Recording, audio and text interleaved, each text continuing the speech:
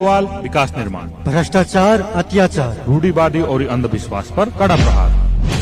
हर क्षेत्र के व्यक्तित्व संघ के सीधा दंगल। कार्यक्रम आमने सामने।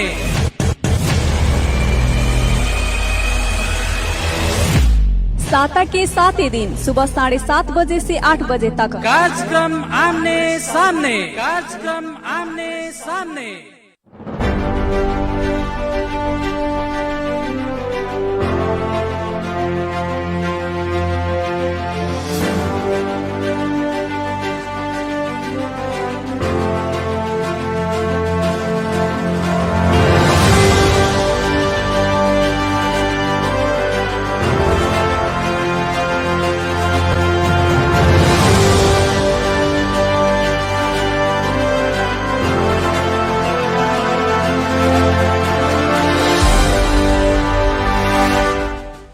प्रणाम तमाम भोजपुरिया श्रोता लोग के सवेरे सवेरे के हमर नमस्कार प्रणाम हम कहे के चाहतनी। और कार्यक्रम आमने सामने के आज के ई कार्यक्रम आज के पद कहीं में हम फिर से उपस्थित हो गए बानी मनोज पटेल।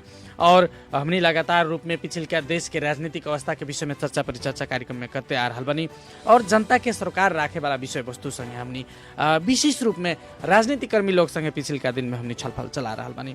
और देश के राजनीतिक जौन संकट बा और कुछ लंबा और राजनीतिक जौन विवाद बा नेता लोग के बीच में, विभिन्न पार्टी के बीच में, ये और कुछ लंबा चले के संकेत सब दिखाई दे रहा बा।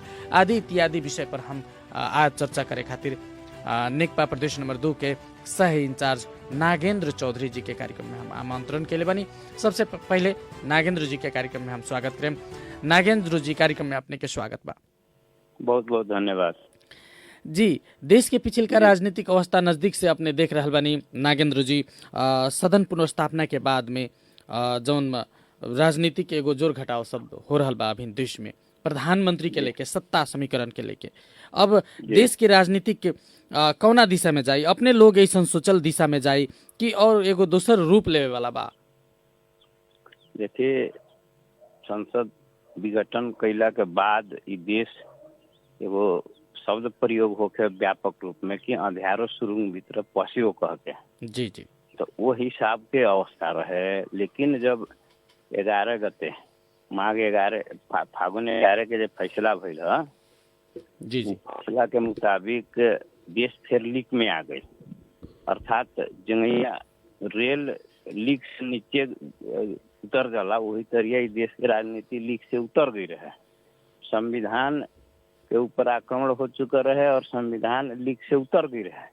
अब फिर सर्वोच्च अदालत ओकरा के लीक पर लिया दिलक। अब ये से ई लीक पर अइला के बाद में अब फिर ई जो संविधान सभा द्वारा बनल संविधान बा ओकरा तहत ई देश आगे बढ़े के अवस्था में पुनः आ चुकल बा जी और जी। आगे बढ़ी। लेकिन अपने लोग के विवाद अभी खत्म नहीं है भइल। अपने लोग सोचले रहनी कि सदन यदि पुनर्स्थापना हुई तो प्रधानमंत्री के पी शर्मा ओली बैक हट जाई और एगो रास्ता प्रशस्त हो जाई नया सरकार के खातिर, या नेकबे के नेतृत्व में होखे या गठबंधन में होखे। इस सारा तमाम विवाद बा। अपने लोग के पार्टी के अभी आधिकारिकता के भी विवाद भी जारी है बा। तो ये सब अभी भी तक गेठरी खुलल नहीं है। जनता के तो ये सब विवाद से भी ज्यादा विकास, रोजी रोटी, रोजगारी, शिक्षा, स्वास्थ्य के बेसी जनता के आवश्यकता बा। देखिए, अभी राजनीतिक विषय पर जो बहस कैल जाए, जी जी, तो जैसे हम कहने की संविधान लीक से नीचे गिर गई रहे, फिर ओकरा के सम्मानित सर्वोच्च अदालत लीक पर लिया दिलक। तो ये अवस्था में मैंने हमनी के पार्टी के भीतर का हुई, कैसे हुई, से भी बड़का बात बाकी जे देश या मैंने संविधान बमोजिम संविधान बाद के आधार पर चली कि ना चली, तो अब चले वाला बात खुल गई। दोसर बात विवाद के जहाँ तक बात कहनी है, हमनी के पार्टी नेपाल कम्युनिस्ट पार्टी नेकपा भीतर जौन विवाद बा, तो सिर्फ हमनी के भीतर विवाद नहीं है कि प्राय संपूर्ण दल में विवाद बा। लेकिन दोसर दल के विवाद के बारे में हम चर्चा नहीं चाहत। हमनी के दल में जौन विवाद बा ओकरा बारे में तो अपने जी कहनी है कि जो मैंने संसद पुनर्स्थापन हो जाए तो प्रधानमंत्री जी राजीनामा दे दी हम। ये एगो दुनिया के अभ्यास का बा कि जब अपन निर्णय असफल हो जाए, जंगैया विपक्षी लोग सारा कहलक कि उस 5 के कदम प्रधानमंत्री के निर्णय ई असंवैधानिक बा, अलोकतांत्रिक बा, प्रतिगामी कदम बा। ई विषय के सर्वोच्च अदालत भी मान्यता दे दिलक कि हाँ ई काम असंवैधानिक रहे। तो जब प्रधानमंत्री जैसन आदमी, राष्ट्रपति जैसन पद में रहल आदमी जे के मतलब कि संविधान के संरक्षक, जे संविधान के कार्यान्वयन करे खातिर प्रमुख व्यक्ति, कार्यकारी के प्रमुख व्यक्ति कार्यपालिका के है, वो यदि संविधान के उल्लंघन कैले बड़न तो प्रतिगामी कदम चलले बड़न तो ओकरा जब प्रमाणित हो गई कि भाई जी नागेंद्र जी, अपने प्रधानमंत्री ओली जी के विज्ञप्ति सुननी है, अपने लोग उनकर कहाव सुन रहा बानी, टेलीविजन समाचार में आ रहा बानी तमाम बात सब। प्रधानमंत्री केपी शर्मा ओली सदन के जौन बैठक हुई ओमे अविश्वास के प्रस्ताव के डट के सामना करे के तैयारी करे के स्पष्ट रूप में वहाँ कर दिल बानी कि हमनी के तैयार बानी, डट के हमनी के पूर्ण बहुमत बा निकपा के भीतर, डट के हम एकरा के सामना करें और हम पद से तत्काले राजीनामा प्रधानमंत्री के देवे के संभावना नहीं है। ऐसे कि उनकरा विचार में यदि राजीनामा दे दिया तब प्रतिगमनकारी लोग के हाथ में हम सत्ता देवे के नहीं की चाहत और सत्ता देश खतरा में पड़े के वहाँ संकेत कर रहा बानी कि तमाम चीज कुर्सी के खातिर हो रहा बा। पहले हमार बात पूरे ना सुननी है तो वो हम कहनी है कौन सी कि जब सम्मानित सर्वोच्च अदालत प्रतिगमनकारी भूमिका अथवा संवैधानिक कदम कह देला के बाद प्रधानमंत्री नैतिक रूप से प्रधानमंत्री के पद में रहे के चाहे कि ना चाहे, हमनी के हिसाब से ना रहे के चाहे, उनका राजीनामा दे देवे के चाहे। जी जी, जब वहाँ का राजीनामा नहीं देत तो उ तो फंडा करेलन, देखिए खाओ फंडा निकालेलन। तो अभी जब इतना शर्मनाक हार भइला के बाद भी उनका में चित नहीं है, अब कहतारन कि जब फेस करें तो संवैधानिक हिसाब से तो बा फेस करे के।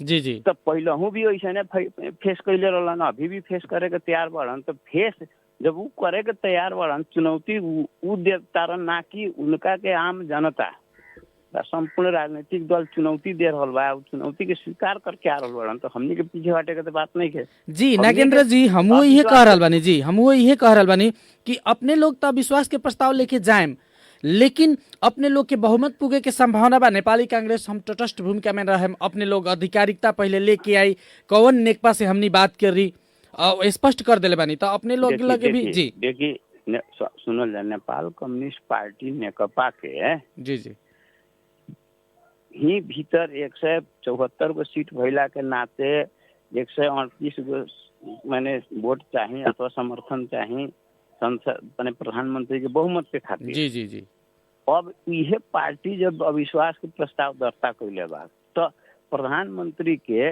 138 गो सीट दिखावे के पड़ी। तो 138 गो सीट देखई हन तो उनकरा 138 गो सीट मिली तब ना कर 275 में 138 चाहिए। देखिए खाली 174 में बहुमत चाहिए अल्पमत चाहिए ना, 275 में जब चाहिए तो 138 सीट चाहिए। तो 138 सीट कांग्रेस अगर मान ली तटस्थ रही मान ली कांग्रेस तटस्थ रही तो कांग्रेस के अपन राजनीतिक योजना हो सकता। निर्वाचन आयोग अभी तक ले बीच बीच में जो निर्णय कैले रहे, अभी तक ले हमनी के आधिकारिकता के मांग कैले बानी सन, आधिकारिकता दे दिलक एगो बात, नहीं दिलक तो कोनो बात नहीं है। हमनी के अविश्वास के प्रस्ताव लेके गइल बानी सन, ओकर फेस करिहन तो 138 को तो उनको तो चाहिए न। तो ऐसे में हमनी के समस्या नहीं देखत हमनी के। जी नागेंद्र जी, अपने लोग भी नेपाली कांग्रेस के नेता लोग के कहा अनुसार अपने लोग भी एगो नया प्रैक्टिस कर रहा बानी, एक गो दल प्रतिपक्ष में भी बानी, अपने लोग पक्ष में भी बानी। अपने लोग के पार्टी अभी फूटल भी नहीं के, एक उहे दल के नेता लोग अविश्वास के प्रस्ताव भी अपने लोग ले जा रहा बानी। लेकिन अब का देखल गई रहल बा, रुझान किने जा रहा बा कि 13 दिन के बाद फिर अपने लोग अदालत के धोखा ढकढकाएम और फिर कुछ दिन ऐसा संक्रमण लामा चली और देश के जनता के विकास निर्माण के काम प्रभावित हुई, ऐसा चीज संकेत देखे। प्रधानमंत्री जी के कामे बा फंडा जोते के, तो वो फंडा फिर नया हिसाब से जोततारन ताकि कुछ दिन और तक हम प्रधानमंत्री के पद में रही। हाँ, जैसे मान लिया जब ये अपने के फागुन के 11 गते फैसला भइल तो 11 गते अगर राजीनामा देतन तो उनकर समाप्त हो जाए कार्यकाल। लेकिन अब 13 दिन वाला जो म्याद मिलल बा वो करेम रे तो अविश्वास के प्रस्ताव फेस करेम तो हई करेम हऊ करेम। निर्वाचन आयोग मैंने कह रहा बा कि जे पार्टी फूटल नहीं है, लेकिन हमनी के अपने लोग के मालूम बा कि नेपाल कम्युनिस्ट पार्टी नेकपा के दूगो अध्यात्मात्मक प्रणाली में एगो माधव नेपाल आ प्रचंड जी, दू जी। आदमी अध्यक्ष हो गइल बा लोग। पहले केपी रहलन तो उनका के हटा देल गइल बा। जी, जी। उनो माने उ कहता कि नागेंद्र जी, ई तमाम बात के ई तमाम बात के निर्वाचन आयोग खारिज कर दिले बा नागेंद्र जी। और तत्कालीन समय में 441 जौन अपने लोग के केंद्रीय कमेटी बा उहे ही आधिकारिक केंद्रीय कमेटी है। उहे तो हम कहता नहीं, जब 441 गो मान्यता देले बा तो 285 आदमी जेने बा उ बहुमत ना भइल। विधान अनुसार अभी के सर्वोच्च अदालत के फैसला भी बा कि दल के आंतरिक समस्या ओकर विधान बहुमत हल करे के अभी के फैसला में क्लियर बोलले बा जब अदालत, तो वो अनुसार बहुमत एने बा 441 में 285 जब एक ओरी बा तो बहुमत तो सीधे हो गए। तो जब बहुमत सीधे हो गई तो अब दाया माया करे वाली बातें ना भइल। जी, ई तो ओलियो जी भी कह रहल बानी बहुमत हमनी ओरी बा, अपनहु लोग कह रहल बानी बहुमत हमनी ओरी बा। जनता तो अभी भी अनभिज्ञ बा। ओली जी कैसे कहियन कि जे 441 में बहुमत उनका पक्ष में बा, जबकि हमनी के निर्वाचन आयोग में लिखिते बजाबते हस्ताक्षर सहित जाके बार बार पेश कर चुके सन। तो अब वो में ओली जी के कहला से क्या मतलब है? जी नागेंद्र जी, अपने के पता बा संसद ताना तान के खेल शुरू हो गइल बा। अपने के नेता ओरी अपना ओरी और ओली पक्षीय नेता ओरी अपना ओरी सदन सांसद लोग के ताने के ई प्रयास खेल चालू बा अभी देश में। देखिए एमे का बा कि अभी गणितीय अवस्था पैदा हो गइल बा गणित के हिसाब से। जी जी। तब गणित के हिसाब से तो स्वाभाविक बा कि वो लोग चाहे लोग कि जे सांसद लोग के अपना पक्ष में तानी। एक 2-3 गो कारण बा। देखिए एगो कारण बा कि दल विभाजन संबंधी ऐन जौन बा जेमे केंद्रीय समिति और संसद दोनों में 40% चाहिए न्यूनतम, तब जाकर दल बना सकता नहीं। वो तो ओली जी के लगे बा ना। दूसर का बा कि अविश्वास के प्रस्ताव जब उनका फेस करे को तो उनका 138 सीट चाहिए। अब हमनी के अविश्वास के प्रस्ताव के पक्ष में बानी तो हमनी के अविश्वास के प्रस्ताव के पक्ष में गोइला के बाद में अभी के संसद में तो हल सांसद लोग के हमनी के अपना पक्ष में लिया हो गए तो हर प्रयत्न करबे करें। जी, लेकिन नागेंद्र जी अपने लोग ऐसा एगो कार्यकर्ता जो ग्रास लेवल में, प्रदेश लेवल में, गांव स्थानीय लेवल में अपने लोग काम कर रहल बानी, स्थानीय लेवल से केंद्र लेवल तक ले अपने लोग ऐसा लोग जुटल बा, तो अपने लोग ग्राउंड लेवल में काम कर रहल बानी। आम कार्यकर्ता लोग के रुझान के ने बा नेकपा नेपाल कम्युनिस्ट पार्टी फेरू जागे के संभावना बा, एकीकृत हो के जाए के संभावना अभी थोड़ा भी क्षणिक रूप में भी अपने देख रहल बानी, वैसन अपने लोग भूमिका खेल सकता नहीं है। देखिए थोड़ा सा कठिनाई जरूर आयल बा, लेकिन यह माघ के 9 गते और 28 गते काठमांडू में जो प्रदर्शन कैनी सन, जी जी, ये बीच में सुर्खेत से लेके नेपालगंज से लेके विराटनगर तक जहाँ जहाँ हमने के जन प्रदर्शन कैनी सन, उससे स्पष्ट ना भइल कि जे जनता के रुझान केने बा, कार्यकर्ता के रुझान केने बा, वो तो स्पष्ट हो गए।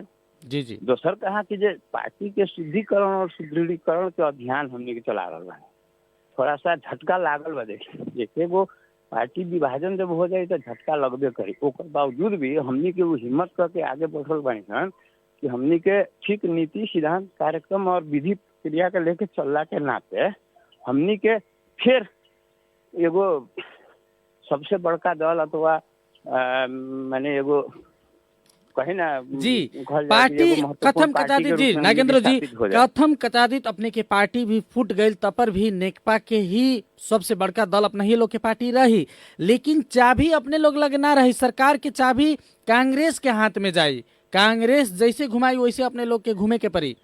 सरकार यदि नया गठन हुई बिहान के डेट में तो केकरा नेतृत्व में सरकार गठन हुई अपने लोग? देखिए अभी नेपाली कांग्रेस के एगो निर्णय का बा कि हमनी के उ लोग माने न्यूट्रल रह के, दूसर का बा कि उ लोग में भी एगो बात ये भाई केपी ओली प्रतिगमनकारी हों, उनका पक्ष में हमनी के नहीं के जाए के। हाँ, तीसर का बा कि जे हमनी के नेतृत्व भी करे के नहीं है। ऐसा किस्म के उ लोग विभिन्न किस्म के मत अभिमत आंतरिक रूप में बा, हमनियों के भी उ लोग से भी बातचीत हो रहा बा, जसपा से भी बातचीत हो रहा बा।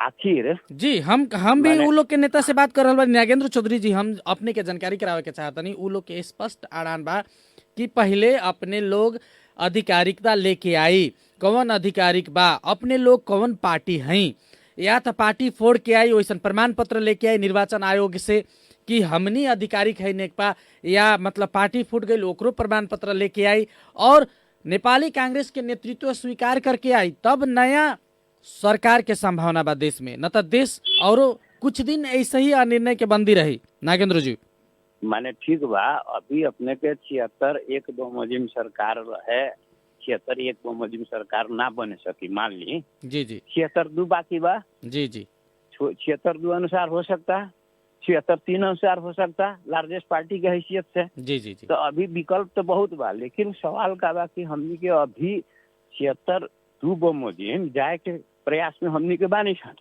उमे नेपाली कांग्रेस के नेतृत्व स्वीकार कर ली कह के उन्हीं के कहत, हमनियों के प्रस्ताव नहीं है कि जो नेपाली कांग्रेस नेतृत्व करो, लेकिन छलफल बहस चल रहा बा ई गणितीय खेल में। आ ई राजनीतिक वह पोह के अवस्था में स्वाभाविक बात कि जे एगो समझदारी बनबे करी, एगो समझदारी बन के देश के नया निकास दिएबे करी। जी अपने लोग ओली के प्रधानमंत्री अपने लोग ना माने तो कितना दिन में देश के प्रधानमंत्री मिली, नया प्रधानमंत्री? हमनी के तो ई जो 13 दिन के म्याद मिलल बा नु, जी जी 13 दिन के भीतर में अर्थात 23 गते बोलावे के बात हो गइल बा। हाँ, नेपाल सरकार प्रस्ताव कैले बा राष्ट्रपति के लगे कि फागुन 23 गते संसद बुलावे के। तो यदि मान ली ये बीच में ये सब संबंध में छलफल होके एगो निष्कर्ष निकल लिए जाए, निश्चित बा मान ली निकलत नहीं है, अविश्वास के प्रस्ताव के एगो बात बा, उमे एगो फैसला हो, तब जाके कुछ न कुछ तो होबे करी। देखिए अभी जितना जल्दी हो सके, देश तो नहीं कहल जा सकल जा, लेकिन जितना जल्दी हो सके ये हल हो।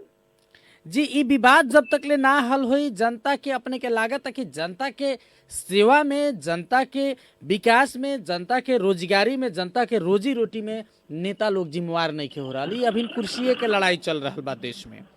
जनता के नागेंद्र जी जनता के विकास चाहिए। अपने लोग भी वादा कैले रहनी, नेपाल कम्युनिस्ट पार्टी भी निर्वाचन में वादा कैले रहे कि द्रुत गति के विकास हमने लेके जाए, देश से गरीबी, भूख, शिक्षा, अशिक्षा, बेरोजगारी सब के हमनी सखाप करें, विकास के एगो लहर लेके आए। अपने लोग योजना कैले रहनी, लेकिन अपने के सरकार कांडे कांड में फसल और ये तमाम घटना परिघटना के जिम्मेवारी अपने लोग के भी लेवे के पड़ी, प्रचंड पक्ष के नेता लोग के भी लेवे के पड़ी, ओली जी के भी लेवे के पड़ी। सुनिए अपने जगह व्याख्या कहनी ओकरा हम थोड़ा फर्क ढंग से का कह देता नहीं। हमनी के निर्वाचन में जाए से पहले घोषणा पत्र जो जारी कैले रहनी, जी जी जी वो में देखिए हमनी के समृद्धि के बात कैले रही, स्थिरता के बात कैले रही, सुशासन के बात कैले रही, समझ ले जाए। जी जी जी तो और मैंने आम रूप में भौतिक पूर्वाधार विकास है तो भौतिक विकास के बारे में बात कैले रही।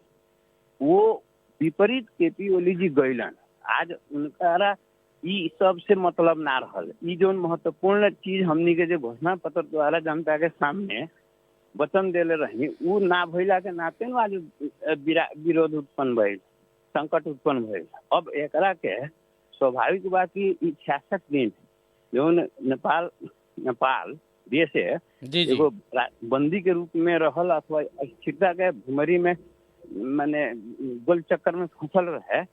आज 66 दिन में कितना बड़ा नेपाल के नुकसान भइल हमनियों के महसूस कर रहा बा। जी जनता ये बुझ रहा बा। नेपाल कम्युनिस्ट पार्टी के नेतृत्व में नागेंद्र जी हम अपने के कह देवे के चाहते, नेपाल कम्युनिस्ट पार्टी के नेतृत्व में सरकार के ढुकुत्री के दोहन भइल बा, जनता के पैसा के दोहन भइल बा, व्यापारी लोग से चंदा उठावल गेल बा, देश व्यापी एगो विशाल विशाल आम सभा अपने लोग कैले बानी। ई सारा चीज के लेखा जोखा ई कहाँ से आइल इतना पैसा अपने लोग लगे?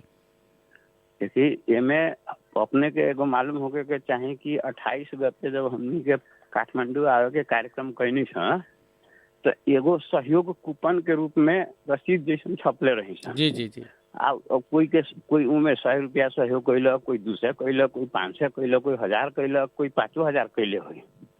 और सारा कार्यकर्ता से लेके समर्थक शुभचिंतक लोग के सामने जाके हाथ पछाड़ल गईला, उ लोग सहयोग कैलक। ओकरे व्यवस्थापन के आधार पर हमनी के सब कार्यक्रम कैनी सन, करियो रहल बानी सन। अब तो एक किस्म से एगो खेल समाप्त हो गए। नेपाल के प्रतिपक्षी दल नेपाली कांग्रेस चिल्ला चिल्ला के कह रहल बा नागेंद्र जी की सरकारी ढुकुटी के दोहन भइल बा, ई तमाम आम सभा, ई तमाम गतिविधि करकर्ता पोसे के काम सब हो रहल बा, समाज ई जितना भी संवैधानिक नियुक्ति भइल बा सारा में चल खेल भइल बा, ई सब चीज के खारिजी के मांग कर रहल बा नेपाली कांग्रेस। अब एगो बात सुन लेवल जाए, हमनी के नेपाल कम्युनिस्ट पार्टी के भीतर ही ई सब विषय के लेके जब उठा रहल बानी सन, जी, जी। सरकार के विपक्ष में जा रहल बानी सन, तो सरकार के बारे में हमनी के कह रहल बानी सन कि सत्ता का दुरुपयोग कर रहल बा, जी जी जी माने स्रोत के दुरुपयोग हो रहल बा, यहाँ भ्रष्टाचार संस्थागत हो रहल बा, तमाम समस्या खड़ा कइल जा रहल बा सरकारे द्वारा। ई कह के हमनी के कह रहल बानी जी, सन, अपने लोग नेपाली रोके में कांग्रेस- असफल हो गई नी, अपने लोग तमाम पहले सुनल गलती जाए ना, स्वीकार पहले करी। जी सुनल जाए ना। जी जी नेपाली कांग्रेस कह रहल बा का, जब हमनी के खुद कह रहल बा छ ना, ओकर विरोध में हमनी के खुदे सड़क में आके आंदोलन कइनी छ, जी जी जी तो ओकरा के अब केपी ओली अगर सुधरे वाला रहतन, केपी ओली यदि ई सब ना करे वाला रहतन, उनका के नियंत्रण करे कइल छकल जात रहे, तो उनका के काहे हटावे के बात कइल जाए, उनका जी। राजीनामा काहे ना मांग दी, आज उनका नेपाल अध्यक्ष कम्युनिस्ट काहे पार्टी हटावल के जाए, नेपाल उनका कम्युनिस्ट खिलाफ पार्टी के सदस्य जौन काहे दशा हटावल होता जाए। केपी ओली के कारण हो रहल बा, आपने ये कहे के चाहता नहीं। ये बिल्कुल ये से कि जो वो अध्यक्ष रहलन, अध्यक्ष भइला के नाते उनकरा द्वारा संचालित बहुत चीज, वो में भी प्रधानमंत्री, बहुमत के प्रधानमंत्री भइल आदमी वो पद में रह के जब यहाँ सत्ता के दुरुपयोग, पद के दुरुपयोग कैलन, ओकर विरोध में ना आज पार्टी उतर गई। जी, जी। अपने पार्टी के सरकार के विरोध में अपने पार्टी आवे वाला कमे देश के दुनिया के कमे ही अथी बा। जी, अभ्यास बा। अभ्यास रहला। तो यहाँ हमनी के कर रहल बानी सन ये से कि हमनी के जनता प्रति उत्तरदायी बनी सन, देश प्रति उत्तरदायी बनी सन, संघीय लोकतांत्रिक गणतंत्र प्रति उत्तरदायी बनी सन, संविधान प्रति उत्तरदायी बनी सन, ये विकास निर्माण सुशासन संपूर्ण प्रति उत्तरदायी बनी सन, तब न अपने पार्टी के नेता के नेतृत्व में रहल सरकार के विरोध में हमनी के खुल के आ गइल बानी सन। तो जी, ऐसे ऐसे एगो ई जनमत भी बन रहल बा कि अप्रत्यक्ष रूप में जाए के पड़ी, प्रत्यक्ष प्रधानमंत्री, प्रत्यक्ष राष्ट्रपति और देश जाए के पड़ी कि संसदीय व्यवस्था ई सब देश में चले नहीं सक रहल कि स्थिरता के अपने लोग पहले बात के ले रहनी, कहाँ अपने लोग और संविधान संशोधन, संविधान भी बने नहीं, वो ढांचा के अपने लोग, फिर भी देश स्थिर नहीं होके सक रहा। देखिए ये अपने सही बात कहनी, दुनिया में अभी केपी ओली जी लोग के बखान कर रहा है कि जे संसदीय अभ्यास में प्रधानमंत्री के प्रिरोगेटिव राइट होकेला, विशेषाधिकार रहेला कह के। जी जी लेकिन नेपाल के संविधान उंगैया जे दुनिया में चल रहल संसदीय अभ्यास के संसदीय प्रणाली से फर्क बा कह के अभी के संविधान तो क्लियर हो गए, एकरा के सर्वोच्च अदालत मान्यता दे चुकल। अब ये में हमनी के स्थिरता आई कह के हिसाब के आधार पर ही गई रही सन और जनता भी वही हिसाब से अभिमत दिले रहे। जी जी जी लेकिन यहाँ का हो गए कि नेतृत्वकर्ता यदि गलत हो जाए, तानाशाह निकल जाए, निरंकुश निकल जाए, स्वेच्छाचारी निकल जाए, तो केहू का कर सकता है, ओकर जी। परिणति हो। जहाँ तक अपने प्रणाली के बात कहनी कार्यक्रम के हम अंत में आ गए बानी नागेंद्र जी, जनता के ही सुनल पूछे जाए के पड़ल कि तानाशाह है एक ओरी और संविधान एक ओरी। हाँ, तो ये में अब एगो अपने के ठप कहता नहीं कि अपने जो निर्वाचन के बारे में कहनी कि प्रत्यक्ष निर्वाचित प्रधानमंत्री राष्ट्रपति, एकरा बारे में बहुत किस्म का भी छलफल बहस के विषय बनिए गए। विगत में भी एकरा बारे में बहस वही रहे जे प्रत्यक्ष निर्वाचित प्रधानमंत्री अथवा प्रत्यक्ष निर्वाचित राष्ट्रपति जी जी ओकर ई तो का हो गल कि अभी के संविधान जो आयल ई तो समझौता के दस्तावेज हो गए। देखिए कोई पार्टी प्रत्यक्ष निर्वाचन प्रणाली के पक्ष में रहे, कोई रहे अपने के मिश्रित निर्वाचन प्रणाली, कोई रहे कुछ के प्रणाली। अब वही में अपने के एगो आ गए कि जे प्रत्यक्ष निर्वाचित प्रधानमंत्री और प्रत्यक्ष निर्वाचित राष्ट्रपति। अब अभी के जो मिश्रित खाल के निर्वाचन प्रणाली वाला आयल बा संविधान जो बनल बा, ई एगो समझौता के दस्तावेज बा। अब एक बारे में पुनर्विचार करे का अवस्था आ रहल बा। जी नागेंद्र जी, हमनी के कार्यक्रम के जी नागेंद्र जी, हमनी के कार्यक्रम के अंत और आ गए बनी। कुछ और जिज्ञासा भी रहा हमारे, लेकिन अगला कार्यक्रम में हम अपने से संपर्क करके प्रयास करें। समय उपलब्ध करा देनी है, बहुत बहुत धन्यवाद। बहुत अच्छा बहस भइला आज के हमनी के कार्यक्रम में। अपनों के बहुत बहुत धन्यवाद मनोज जी। और हमार विचार जे जनता के सामने अपने के लोकप्रिय मीडिया मार्फत प्रस्तुत करे का अवसर देनी, एकरा खातिर बहुत बहुत धन्यवाद। संपूर्ण श्रोतागण में भी हार्दिक अभिवादन।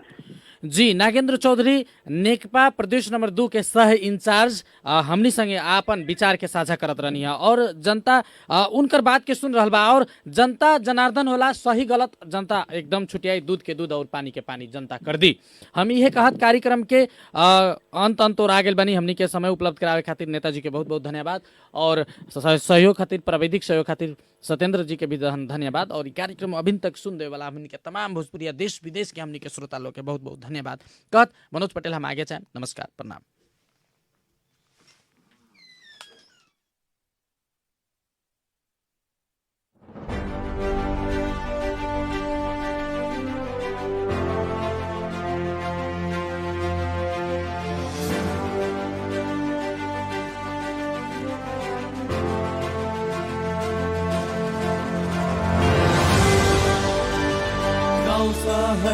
सारा गुंजाउने यो हो रेडियो सान्वी 96.4।